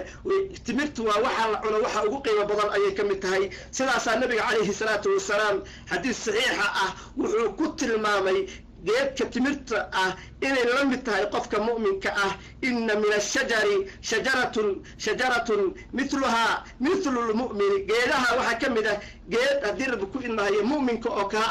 ah geed mu'minka oo kale ah sidaasaa nabiga caleyhi salaatu wasalaam iyo saxaabadiisu ay timirta ay aad u badsan jireen oo waxaa suuragala xilligii zamankii rasuulka iyo xilligaas in hal xabood timira 24 saac ay ku joogaan sidaasoo kale xadiis badan ayaa nabiga calayhi salaatu wasalaam iyo caaisha ka sheekeynaysa 3 bilood guriga wax kale lagama cuni jirinin ilaa aswadaani ilaa timirtaas iyo biyaha ma ahane timirtu marka waa cunno timirtu haddii rabbi ku idmahayo waxaa kan la yidhaahdo waa maaragtay quud waa qudaar dhinac kasta waa ay gashaa nimcooyinka ilaahay subxaana wa tacaala bay ka mid tahay walxabbu xabadiibuu alla soo saaray subxaanahu wa tacaala bariiska ahayd burka ahayd haddii rabbi ku idmahayo masagada ahayd gallayda ahayd walxabbu dulcasfi balka u saaxiibka ahayd xabadda markay soo baxayso sabuulku hadda gal bay ku jirtaa maaragtay oo gal ayay maaragtay leedahay qofkii beeraley ah ayaa maaragtay arrintaas fahmi kara marka xabooyinka xabadan uu ilaahay noo soo saarahayo waa nicam ilaahay subxaanahu wa tacaala waa nicam alla subxaanahu wa tacaala xaggee baan wax ka cuni lahayn sidee baad u noolaan lahayd haddoosan dhulka arrintaas aysan ka soo bixinin yaa ka soo saaray dhulkan yaa kala dilaaciyey yaa xabadan ka soo saaray waa alla subxaanahu wa tacaala jala jalaaluhu arrimahaasoo dhan waxay u baahan yihiin in ilaahay subxaanahu wa tacaala looga xamdi noqo warayxaanu iyo udgoonkii iyo maaragtay wixii aan ku udgoonsanaynay ilaahay subxaana wa tacaala uu noo soo saaray waa nimcooyinka ilaahay subxaana wa tacaala qofkii barafuuno intaasoo nooc ah iyo cadaro intaasoo nooc ah ilaahay baa noo yeelay si qurunka aan iskaga suulino oo aan iskugu nadiifino oo qofka arooska ah iyo midka haddii rabbi ku idmahay dhallinyarada ah iyo midka weyn kulli loo wada isticmaalo udgoonkaas ilaahay baa noo soo sameeyey waa nicam ilaahay subxaanahu wa tacaala una baahan in laga shukriyo sheikhulislaam ibnu taymiya aayaduhu ka hadlahayay oo lahaa haddii rabbi ku idmahayo 8 jeer baa la dib dhigahayaa aayadahan iyo kuwa la midka ah weeye marka fa biayi aalaa'i rabbikumaa rabbigiin nimcooyinkiisa uu idin galay tukadibaani teebaad beeninaysaan mideebaad beeninaysaan waxaasoo dhan soo nimcooyin maa walaalayaal qur-aankii buu na baray annagii buu na abuuray carabkeennii buu noo bayaaniyey qorax iyo dayax buu noo yeelay xidigihii iyo geedihii buu nooga sheekeeyey iyo inuu ilaahay u sujuudahayaan samada sida loo kor yeelay buu ilaahay nooga sheekeeyey cadaaladii iyo kitaab aan isku xukunno buu ilaahay noo soo dejiyey haddii rabbi ku inahay dhulkii buu na dejiyey nimcooyinkii buu nooga soo saaray cambihii iyo mooskii iyo liintii buu nooga soo saaray qudaartii oo dhan buu nooga soo saaray kuwii kaloo aan cunaynay beerihii nooga soo saaray udgoonkiibuu noo sameeyey soo nimco maaha marka soo nimco maahan u baahan in laga shukriyo fa biayi aalaa'i rabbikumaa tukadibaani nimcooyinkaas rabbi subxaanahu wa tacaala uu idiin sameeyey mideebaad beeninaysaan midee ayaad beeninaysaan rabbigayo midna beenin mayno ilaahayo dhammaan waan wada rumaynay dhammaan waan wada qaadanay ilaahayo nimcadaada noo siyaadi intaas ka gadaal ilaahay subxaanahu wa tacaala mar kale wuxuunu xasuusinahayaa oo nooga sheekaynahayaa aayadahan qur-aanka ah ayaa ilaahay subxaanahu wa tacaala nooga sheekaynahaya oo ah abuurka iyo sida ilaahay uu wax u abuuray oo annaga uu noo abuuray khalaqa alinsaana bini aadamkii ayuu abuuray min salsaalin dhoobo karaysa oo sharqamaysa ayuu ka abuuray kalfakhaari oo sidii dhari la gubay oo kale ah dhari la gubay oo karkarahaya oo kale ah ayaa bini aadamka ilaahay subxaanahu wa tacaala uu ka abuuray. salsaal waxaa la yidhaahdaa waa dhoobada sharqamaysa oo maaragtay marka la kululeeyo sharqamaysa, taas weeye sidii maaragtay boorashka kale oo dhulka markuu saaran yahay boorashku dabka siduu u sharqamo sidaasoo kale u sharqamaysa. wa khalaqa alla waa abuuray aljaanna jinnigii ayuu abuuray min maarijin holac ayuu ka abuuray min annaari min naarin oo naarta ka mid ah. bini aadamkii maxaa laga abuuray dhoobo, jinnigiina waxaa laga abuuray haddii rabbi ku idmaayo min maarijin min naar. almaarij waxaa la yidhaahdaa waa dabka isdhexgala, holacu markuu kor u baxo iyo qiica holaca markuu dab kor u baxo soo ma yeesho kalar nooc kale ah, waa holacaas weeye. ilaahay shaydaanku wuxuu ku abuuray holacaas oo yeelanaya kalarka guduudka ah ama maaragtay cagaarka ah ama jaalle, kalarkaas ayuu ilaahay ka abuuray. dhoobada iyo dabkana hadda dhoobada fiican jinniga iyo insiga shaykhulislaam adirba ku ilmaayo ninka la yidhaahdo ibnu qayim kitaab dhan ayuu ka qoray oo inuu bini aadamku uu khayr badan yahay. in ana khayru minhu khalaqtanii min naarin wa khalaqtahu min tiin buu ku faanay, laakiin kama khayr badnid, ibni aadan ayaa kaa khayr badan. kibir ayuu bilaabay. dhoobada marka tawaaduc iyo haddii rabbi ku ilmahayo khayr badan ayay leedahay. ilaahay subxaanahu wa tacaala markii uu abuuray bini aadan ayaa la yidhi u sujuud, markaasuu yidhi u sujuudi maayo, aniga waxaad iga abuurtay holac, kana dhoobaad ka abuurtay. macnaha tawaaduca iyo maskiinnimada anigu kibir buu isla sii kala baxay, uu isla sii kala baxay. u fiirsada macnaha xaqdiidkana sifaadkaasay leeyihiin. soomaaliduna waa ku badan tahay ina hebel baanahay, laandheeraanahay, ina shafdaroodiyaanahay, hina magiciisi baanahay, halkaas hawlahaas waa ku badan tahay. iyo dadka kibiraha, dadka xoolaha leh, kullamaa xooluhu reerka xoolaha leh iyo reerka faqiirkaa isku mid maaha badana ilaa wuxuu ilaahay u naxariista ma ahane. reerka xoolaha leh fasahaad baa la bilaabaa, gurigii in fasahaad lasoo dhigo, tiifiye lasoo dhigo, heese lasoo dhigo. bal u fiirso reer wiilkooda aroosaayo xoogaa lacag haysto, u fiirso waxa mustiko iyo balaayo iyo fitan balaayo shar ka dhacaysa. ilaa aadana marka ilaahay xoogaa siiyo ku shukrin mahayo, wuxuu sii bilaabahaya qob ayuu maaragtay sii bilaabahaya. sidaasaa waxaa la rabaa ilaahay marka uu ku siiyo xoolo ama cilmi inay kuu siyaadiso shukri ayaa la rabaa, inay kuu siyaadiso deganaan baa la rabaa, inay kibir kuu siyaadiso ma ahan. xoogaa marka la helo waxaad nooleysaa dalxiis aan bilaabayna. xaggee socotaan? morocco maxaa ka doonaysaan? 10,000 oo dollar aan dalxiis mid baa inta koray gu tiri odagii baan ishaysanaayo ifur ma oran karaa. maxaa dhacay baan kaas waxay tiri moroccoaan rabnay inaan aadno, wuxuu yidhi kuu raaci mahayo haddii rabbi ku imay meel kalaan aadahaya. odagii wuxuu rabaa inuu soomaaliya iyo siyaasadda aado, ayadiina waxay rabtaa waxay tiri qorax baan u baahanayo 10,000 oo dollar baa safarkaa ku baxaysa. waryaa la yaqaano war kibirka intaa la ka warraba ta anay tala iga rabtayo ayadii baan qabsaday. adeer odagu dirbu ku idmaayo fasaadka xaggee ka keentay aan ku yidhi 10,000 oo dollar aad leedahay qoraxaan ku raadsanaya. war bal arrintaas ka warrama. waad yaabaysaa. xoogaa baa la helay, doolarkii baa la helay, markaas waxaa laleeyahay dalxiisaan aadaynaayo, xaggaan soo maraynaayo, qoraxaan u baahannahayo, badihii wahakada ahlmujara. maaha in lagu qooqo nimcada ilaahay ku siiyey. ilaahay waa kugu fiirinaya subxaanahu wa tacaala, way noo soo socotaa. oo ilaahay waxa uu ku siiyey waa kugu eegahaya. wallahi aladii laa ilaaha kayruhu lacagtana soo gasha naga baxaysa ilaahay waa nagula xisaabtamahaya. xaggee bay kaa soo gashay? goormay ku soo gashay? sidee kuu soo gashay? midda xag wixii aan ilownay oo dhan xaggee kaaga yimaadeen? hala iska ilaaliyo. lacagtaan qaadanayno ma ribaa ma xaaraanbaa? dad badanna uma aabba yeelaan. salaadii baan uga tegey, dad badan khaansiiro iyo khamri iyo baa laga shaqaynahaya. khamri baa la gurahaya, laga shaqaynahaya. nebiguna waa nacaladay midka khamriga qaada iyo midka geeya iyo midka iibiya iyo midka mira kulli. annaguna waa nacaladaynaa. nabigeenu ciduu nacaladay maxaynu nacaladi weynay annaguna. waxaa kan la yidhaahdo naxariistii alla ilaahay ka fogeynahayaa. waxaan haddaysan xalaal ahayn ka fogow. كبر كان ما عرفتي يا رماها أصلا أذهل لو بفقاده إلهي سبحانه وتعالى هرتين خير هادقه رب المشرقين ورب المغربين رب المشرقين وربك هدير بكويد ما هي مشرقينك ورب المغربين مشرقينك مركب وحل إلى هذا لبضت دنا قرح كصبحوا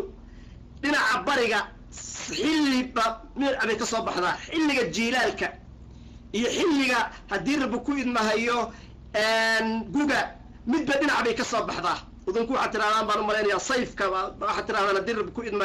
حلي كوليلك يحلي برفك دنا مربى دنا أبي كصبح ذا مركب لبضت دنا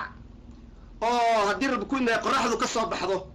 يا لبضت دنا أو كلا أو haddii rabbi ku idmahayo qoraxdu u dhacdo ilaa isku dhinacba marba dhinac ayay ka soo baxaysaa waa sidaas ayaa loola jeedaa rabbul mashriqayni halkaan marka waxa haddii rabbi ku idmahayo ka go'an mubtadihi ayaa go'an oo waxaan leenahay waan u soo qadaranaynaa mubtadaah huwa allah rabbul mashriqayni waa rabbiga qorax ka soo baxayaasha qoraxuhu meelahay ka soo baxaan rabbiga iskala weeye وهو الله رب المغرب ورب المغربين يا ربك هدي رب كل ما هي ماله قرحه ودعان ربك اسكروي ما دام مبتدا وقاي هي وهدي رب كل ما هي ماشي كجرا او مارتي وكو قدريه هو يا كو قدر هكاس واي هي ما بدنا وانا سو مرني رب المشرق والمغرب لا اله الا هو فاتخذه وكيلا باي الاء ربكما تكذبان نمعوين كان الله اذين قلي تيماد ماركتي بين الإنسان نبي عليه الصلاة والسلام جابر بن عبد الله سيدا ماركتي وحديث كسوغا شيخ الألباني وكنت صحيحي كتاب كصحيح الترمذي وحاوليه هي خرج رسول الله صلى الله عليه وسلم على أصحابه فقرأ عليهم سورة الرحمن نبي عليه الصلاة والسلام أيام ماني كصب حي صحابة ديسي مركز كود الآخرين سورة الرحمن من أولها إلى آخرها سورة الرحمن بلو كذا إلى قمات كذا فسكتوا صحابة وآمسين مركي آمسين ودميبا النبي يقول لقد قرأتها على الجن ليلة الجن فكانوا أحسن مردودا منكم همينكي هدير بكويد ما يدعونا أنو آذي تشنيقا أيها وحنكو أخري سورة الرحمن فكانوا وحياها أحسن مردودا منكم كوا إذن كتوافي عن كنت كلما أتيت على قوله فبأي آلاء ربكما تكذبان قالوا لا بشيء من نعمتك ربنا نكذب فلك الحمد مركز طوان إراهضو فبأي آلاء ربكما تكذبان أن سوغارو وحي أرنشرين ربك يو وحن معذابك كمده وأن بينيني إن متشرتو أدقى أيا حمدي وطن وكوسق ناضي شنو سلاس أيالهايين ومارتي أيقو جوابهايين أيولها النبي عليه الصلاة والسلام مركز طوان سوغارو فبأي آلاء ربكما تكذبان شنو وحي لهايين لا بشيء من نعمتك ربنا نكذب فلك الحمد أنا قال مداسانا لكربا إلى نرى إلهي نمعوين كاس أدنوغ الشيء يخير كأن موصم يسي وحكم ذا وأن بينين إنه مجرته مرجع بمعنى أرسل الله وادري أما واسكد حدري بحرين لبضي بضاد يلتقيان أيضا هدير بكوئد ما هي كل ما هي أيضا ما عرفت كل ما هي لبضي بضاد إلهي بعد كل ميي الله أكبر بينهما دحضو ضوحا أهاضي برزخ شيء كالتيرة أي أهاضي لا يبغيان من حد قد بيان من أيسكو حد قد بهيان وفيرسو لبضي بضاد إلهي وإسكاني ساكا أيها هرديك إما ويرحم صناء مركاسا وحنا أخرنا هي كتاب كتفسير كأقول لي الشيخ محمد آمين الشنقيطي أيها أخرنا هي مجلدة دير بكويد ما هي اللحاد أنا مرة هي أيها وحن كو أركي صفحة لمبر كيدو ويهي أفر الله بقول طبعا يشن بوحو كشاكينا هي الشيخ الله براس بدود الشيخ محمد آمين الشنقيطي وأقول لي هي سمتكو مركو لحدا إيا اللحدي كن صدح بقول لحدا يلحدي كن صدح بقول لحدا يلحدي أيام واحد سفر دعوة وتجي وطن كان يراهدو سنغال ووطن كم ده أفريقيا أو بدل اللي يراهدو بحر أطلس بدأسوي مجاله سان لويس اللي يراهدان تجيبوا لي يعني مجاله اللي يراهد مجاله سان لويس مجاله ناس بان سنة كاس تجي مركز واحد أركيبوا لي يعني لبضي بضاد كل ما هي أنا نسكو حد قد بينين لا يبغيان ما نسكو حد قد بهيان بدي كواني وكوي معانا كواننا وكوي خرارة مركزان كوان مركو قبي استيبوا لي هي وأنا عبي مركزان إنعي كلامي مركزان هذا كوي كلا ربي ما كوي استيبوا لي هي قفتي meelaha soo kale dalxiiska in loo tago meelaha saaboon hadda waxa la qolaa waxay lahayd qorrax baan raadsanaynaa baashi baa ka badatay oo meelay kala geeyaan biyo qorrax baan raadsanaynaa oo maad Soomaaliya isaga guurtaan baan dirbu ku imay kuleelka adinkaaba berbere iyo boosaaso hanfigeedu markuu idin ku dhaco adinka qayla bilaabi lahaayo oran lahaa ilaahay uu nimcana siisay ma halkaas ku soo cibar qaataan waxa kale yiraahdo marka dalxiiska meelahaas oo kale loo tago aayaadka ilaahay dirbu ku imahayo ما internet كان قال السنغال بردي بان رادي ساكيتو جوجل iyo waxba galgalay markii dambe labadii badood baa helay oo dirbu ku imahay dhalinyarada u diray waxa ku soo galiyay dirbu ku imahayo website ka qolka labadii badood hadda website ka qolka hadaad aragtid way ku dhex jiraan oo aad arkaysaa labadii badood badii qaraarayna oo arkaysaa labadii badood isdhex gali mahayaan hada daawo qofkii awooda labadii badood ma isdhex galahayaan la hawla wala quwwata illa billah ilaahay baa kala teeday waxteeda oo u dhaxeeyay ma jiro laakiin waa amarka ilaahay subhanahu wa ta'ala teedku uu ilaahay u yeelay waa amarka alle sababta badan ilaahay bay isbixsanaysa subhanahu wa ta'ala jalla jalaaluhu badan allah ay isbixsanaysa Abdullah ibn Abbas waxa uu leeyahay labada badood waa biyaha ilka ka yimaada iyo biyaha badda labada badood isku ma darsamahayaan labadaas badood way oo macnaha biyaha ilka ka yimaada hadda wabigii iyo togii bay noqonayaan kadibna badda dhex galahayaan kadibna ku dhex darsamahayaan hoos bay marahayaan ama dirbu ku inay bad kale noqonayaan oo agteeda taala labadaas badood marka ilaahay subhanahu wa ta'ala jalla jalaaluhu ayaa maartay wuxuu u sameeyay inaan ku cibra qaadano oo aan fiirfiirino aayaadkaas ilaahay fi suurati Faadir wa asagale وما يستوي البحران هذا عذب فرات سائغ وشرابه وهذا ملح أجاج الله أكبر مدان ومعان مدان بيه وحراد هذا بيه حراد قفك عبيبة عبي كرمها هي حراد وبيه معاوي وبيه مارتي عاقدها الغصمية ويكسي معاين حراد وسيدا صوت لوي مركي وليبا أي علك أي كسر معان وبيها حريته أساس معان لبدي بدود إلهي وحيري مدوى معان قفك اسكمع علين كرو مدنا وبيه خراروي وهذا ملح الوجاج صواح الوحي برقات ما أهم لبدان بيوت اسكن اعتر سوي مهيان بل ما انتي تلوى بيوت السكان ما بكلا قرنيسد اسكن دا بيه عانية هتا اسكن درتد بيو ما كلا قرنيسد شاهي عصير وهكذا المجرد لكن إلهي سبحانه وتعالى لما بيوضح اسكو ضري وحكى لي إلهه إن أمرك إلهي سيدي أقاضنا هيان بيهاس النقر أمرك سأنا ديدين إلى آدنو بحاكا أبال درن إلى آدنو أبال درده إلهي واكو أبوري واكو سمي محار ربك أكو قدري محار ربك أكو قتاقي يا أيها الإنسان ما غرك بربك الكريم الذي خلقك فسواك فعدلك في أي صورة ما شاء ركبك ربي قام حاكو قدري سيدو كو هاجاتشي سيدو كو أبوري سيدو كو قرحيي سيدو كو يلا ربي سبحانه وتعالى ما شاء الله الذي خلقك فسواك فعدلك يا كو أبوري يا كو توسيي يا عقلي كو يالي يا حكمة كو سمي والله حاكو قدري نادر محل الأمر كيسو قادم ويني محل الأمر كيسو قهر إيمانينا وكو أصابضيه alla amarkiisay qaadanayaan markaad fiirisid ma isku xad gudbahayaan midba midda kale labadii biyood iskuma darsamayaan laa ilaaha ila allah alla awoodiisa iyo qudarkiisa weeye wax u dhexeeyana ma jiro alla amarkiisa sidii u qaatay subxaanahu wa tacaala annaga oo sidaa naloo abuuray oo xilli kasta ilaahay u baahan neeftaan hal ilbirsadaan weyne waa dhimanaynaa wadnahaas yaa socodsiinaya walaalayaal wadnahaan dhagta iskaga haya أمرك إلهي بكل شقينا سبحانه وتعالى هدو هل دقيقة استاقناده madaxaaga xididadoo dhan waa isku furmayaan dhiigga hadduu 30 sikin hadduu taagnaado 10 sikin hadduu taagnaado waxaa kan la yidhaahdo yaa ka shaqaysiinaya ilaahay baa ka shaqaysiinaya amarka alluu ku socdaa ma istaagayo ama odugu seexo ama safar gal ama hurdo gal ama hawl kale ku jir asuu amarkii alla buu ku shaqaynaya wadnahan sida labadaa badood aysan iskugu darsoomaynin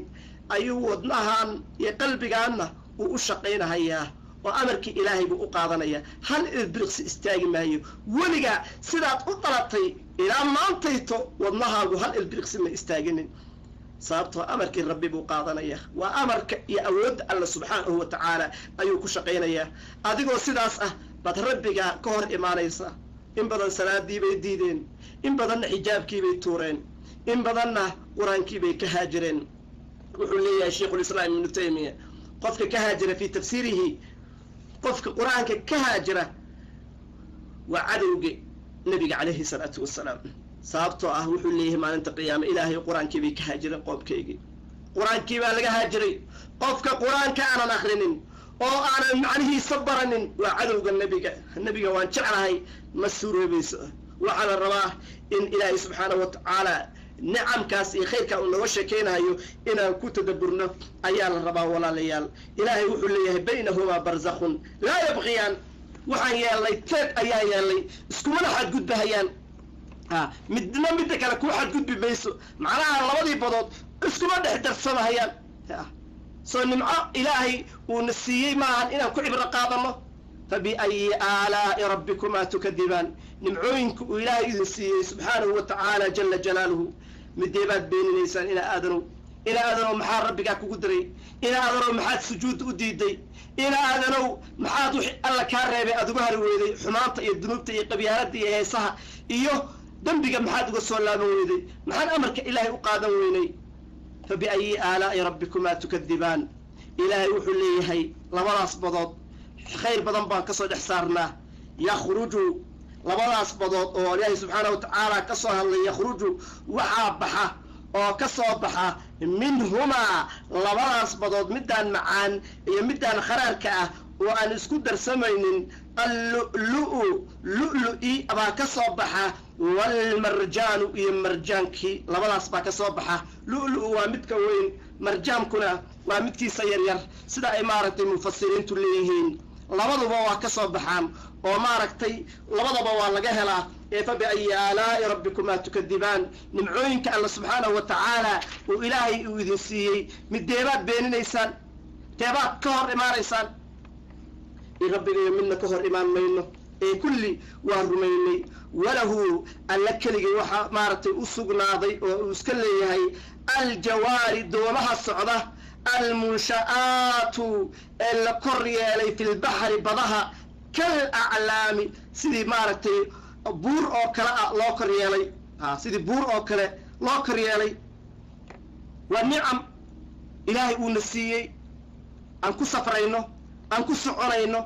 oo haddii rabbi ku idmahayo qaarado ka qaarado loogu kala soconahayo ee fabiayi aalaa'i rabbikumaa tukadibaan nimcooyinka alle uu idiin galay oo idiin sameeyey mideebaad beeninaysaan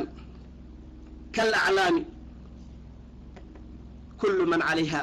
intaa marka ilaahay uu ka soo sheekeeyey subxaanahu wa tacaala waxa uu leeyahay kullu man calayhaa faan cid kasta oo dhulka korkiisa ahaatay waa dhammaanahayaan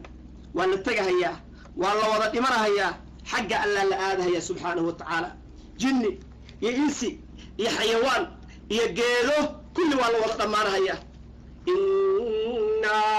إنا جعلنا ما على الأرض زينة لها لنبلوهم أيهم أحسن عملا إلهي نمعذان وحو السميي وكركيس وكاني إنه نامتحامه بابورتان يجيدهان يقريهان يخير كان إلهي وحو النوبة شيء ونو كاني ماهن إنا كرا حيثنه وأن كنتم أنه وأنا لطيرين هيا midka ku shukriya iyo midka ka hor yimaada waxaan u yeelnay inaan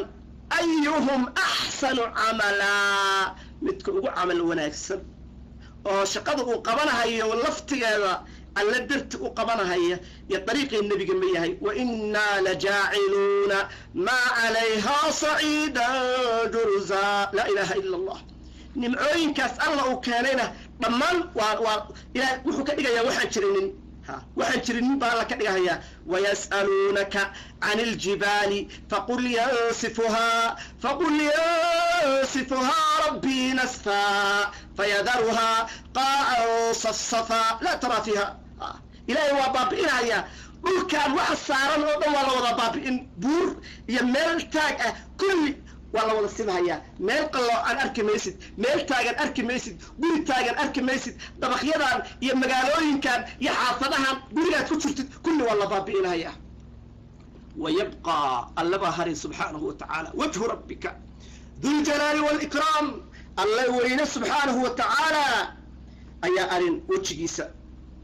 duljalaali weynida u saaxiibka ahaa waalikraami iyo karaamaynta alla waa karaameeya addoonka asaga ka cabsada alla waa karaamayn alla waa sharfin alla waa cizayn way noo soo socota qofka alla ka cabsada waliman khaafa maqaama rabbihi jannataan hal jazaau lixsaanu ila alixsaan abaalmarintiisa in ay wuxuu ku karaameynhayaa janno nimcooyin iyo wanaag suuradda qaybteeda dambe aad bay u cajiib badan tahay qofkii alle ka cabsada alla waa karaameynhayaa aayaddan sidaas oo kale waxaan ka qaadanaynaa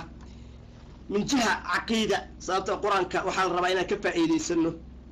aayad kastoo aad maraysid midda cibarka wixii cibrad ku jira inaan ku cibro qaadanno wixii caqiide iyo tawxiid ku jira inaan rumayno wixii aakhiro ah inaan rumayno wixii adduunka nala kaga reebahayo inaan ka harno wixii nala farahayo sida cadaaladoo kale inaan samayno qur-aanka midkaas buu rabaa walaalayaal ma ahan qur-aanku inaad intaad kitaabka boorso kasoo bixiso aad dhunkatid oo xooga akhrisid ma ahan wuxuu rabaa ku tadabbur wuxuu rabaa ku camalfal wuxuu rabaa rumayn qur-aanku wuxuu sheegahayo haddaba aayaddan walaalayaal waxay na baraysaa in ilaahay uu weji leeyahay wayabqaa waxaa harahaya wajhu rabbika wejiga alla subxaanahu watacaala aayaddan waxay daliil u tahay inuu ilaahay weji uu leeyahay laakiin ina aadanow haddii lagu yidhaahdo ilaahay weji buu leeyahay kaaga yuusan kugu soo dhicin ilaa bini aadamka marka waxa loo sheego qalbigooda wax yaqaanaan baa kusoo dhacahaya waa mid asaga u qalma waa mid asaga u qalma laysa kamithlihi shay-un alla wax la mida ma jiraan wax la tusaale ah alla ma jiraan subxaanahu wa tacaala marka waxaa la rabaa inaan rumayno inuu ilaahay weji leeyahay sababtoo ilaahay asagaa sheegtay wuxuu sheegtayna waxaa rabnaa inaan u dayno sida qoolada dhuntay oo hilbidaca ah inaan ku dhacana lama rabo oo aayaddan ayay bedeleen macno ahaan qaar kalena macnaheedii bay bedeleen qaar kalena haddii rabbi ku idmaayo wejigii oo dhan ayay ka tireen oo wax kale ayay ku sameeyeen sida ay ka mid yahay qolaha la yidhaahdo ahlu tacdiil oo waxay yidhaahdeen weji haddaan dhahno oo ku macnayno waxaa ka laasimaysa inaan dhahno ilaahay weji buu leeyahay oo keenna oo kale ah markaasay waxay ku macneeyaan thawaab iyo abaalmarin iyo wax kale qaar kalena waxay yidhahdeen kelmaddan waaba ziyaado weeye qur-aanka ziyaaday ku tahay oo waaba tireen marka arrimahaasoo kale in laga digtoonaada ayaa la rabaa ilaahay sida uu ku sheegay naftiisa in loo daayay ayaa la rabaa saxaabadii rasuulka iyo salafki saalix siday u rumeeyeen baa la rabaa inaan u rumayno waxaan u rumaynaynaa ilaahay weji ayuu sheegtay sida aayaddan ku xusan wejigiisa ayaan u daynaynaa sidee buu yahay ma naqaano waa mid ilaahay maaragtay u qalmo weeye laysa kamithlihi shay-un wa huwa asamiicu albasiir caqiidadaas iyo tawxiidkaas iyo iimaankaas ayaa la rabaa sidaas inaan u rumayno marka ahlu bidaca waxay yidhaahdeen waxay yidhahdeen ilaahay weji buu sheegtay waa wejigeenna oo kale gacan buu sheegtay waa gacanteenna oo kale lug buu sheegtay saaq buu sheegtay waa keenna oo kale maqal buu sheegtay waa keenna oo kale arag buu sheegtay waa keenna oo kale ahlu bidac kuwaas waa dhumeen kuwo kalena waa diideen oo waxay yidhahdeen lamaba oran kara gacan baan la sheegi karinin weji baan la sheegi karinin wax la sheegi kara ma jiro ahlu sunna waljamaaca marka labada qolo dhexdooday mareen oo waxay yidhaahdeen ilaahay siduu u sheegtay baan u daynaynaa laakiin qaabka ma naqaano waa wax asaga u qalma labadii qoloba waxay ku radiyeen aayadan quraanka ah laysa kamithlihi alla wax la mid ah la tusaale ma jiraan wa huwa alle as-samii'u wa allah wax maqla oo maqalka leh oo wax arka u fiirso aayadan labadii qoloba way radiday ilaahay maqal iyo arag waa sheegtay laakiin kaagoo kale ma ahan tusaale hadda haddii la yiraahdo arigu ama loodu dhagay leedahay waxbay maqlaan ama gacan bay leedahay haddana mid baan leeyahay isku mid baa marka mid rida ari xoolaha xayawaanka iyo midaas isku mid ma aha isku nooc ma aha hasawiran marka midaadoo kale waa wax ilaahay subxaanahu wa tacaala asaga u qalma oo asaga haddii rabbi ku ilmahayo daatadiisa iyo sifadiisa iyo cadamadiisa iyo weynadiisa wax u qalmo weeye saas ayaa la rabaa haddii rabbi ku ilmaayo in aan haddii rabbi ku ilmaayo ku qaadano oo maaragtay aanu qur-aanku siduu noogu yimid baan rabaa inaan u qaadano insha allahu tacaala intaasaan kusoo gabagabeynaynaa inaan suuradda dhammaynaa rabnay ama maaragtay gaarsiino dhammaadka laakiin maadaama fawaa'ideedu ay badan tahay insha allahu taala intaasaan ku gabagabaysanaynaa أقول قولي هذا وأستغفر الله لي ولكم فاستغفروه. السلام عليكم ورحمة الله وبركاته.